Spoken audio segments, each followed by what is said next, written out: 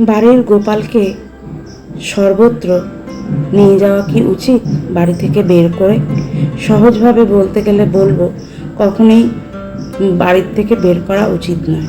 বিশেষ করে পাবলিক ট্রেনে বাসে তো একদমই নিয়ে যাতায়াত করা উচিত না। বিশেষ কোনো কারণে বা ইমার্জেন্সি কারণে যদি অন্যত্র রাখতে লাগে গোপালকে, তাহলে অবশ্যই এই দিকে ধ্যান দিতে হবে যে সেখানে নিত্য পূজা অর্চনা হয় কিনা।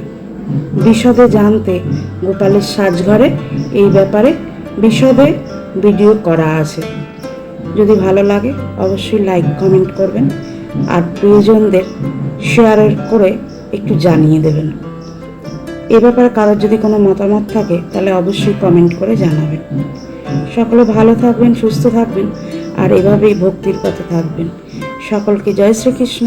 রাধে রাধে।